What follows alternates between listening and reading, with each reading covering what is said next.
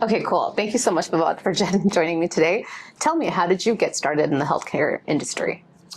Good. So I'm a chemical engineer background, and when I was in school, I was initially focused on pursuing something in petroleum. Oh. As a chemical engineer, you had many different areas to go in. But that one summer, I had an internship in Santa Clara, actually in Mountain View. The company was in Mountain View in Santa Clara, and it was a biotech company. And during that summer, my whole perspective on my career, my path changed based on the impact that I made in developing, or part of the team that was developing that very interesting technology that was inhalable vaccine. It's called Flu Mist. And given the fact that now you're in an industry that is helping changing people's life, improving the outcomes, right? So from that perspective, I thought this is something I want to do. And as I mentioned to you earlier when we were talking, my first job out of school was for a biotech company, and that basically was my humble beginning. That's amazing. How old are you? I was in early 20s, maybe 21, 22, yeah, 22. And it's so like, now I'm in, it's been, I don't want to age myself, but 23, 24 plus years, 20 years. Mashallah. So great achievement since then. And can you tell me a little bit about how that vaccine was sort of created and what was your contribution in it? So my job in that particular internship was we were doing clinical trials, and it was more around data collection that was coming back.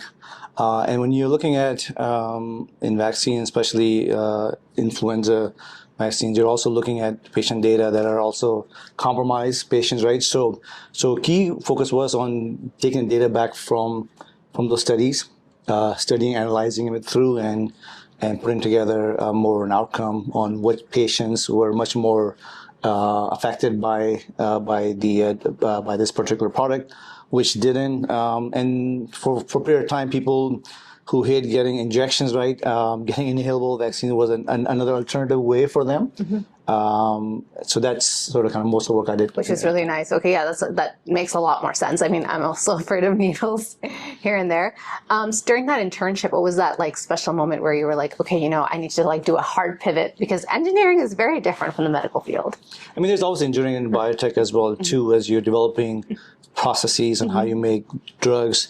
Not just that, even on the whole molecular engineering, genetic engineering, how you're designing molecules, going after different targets, right? So there's some component of engineering there. What helped me as an engineer was engineers are much more analytical in thinking, right? So they look at the whole big pictures.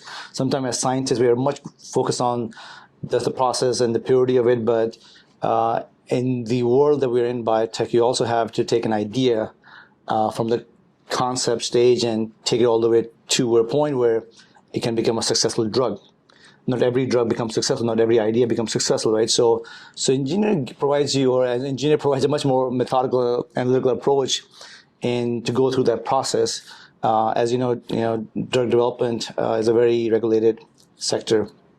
So you have to go through many hurdles, not just from developing a drug, manufacturing it, but you also have to go through clinical studies, clinical trials, and showcase data. So having a much more organized aspect of it is what's key. And so those engineering elements helped me as a drug developer in becoming what good I am in that. Any kind of challenges and hurdles? You just said, what kind of things did you encounter in the beginning?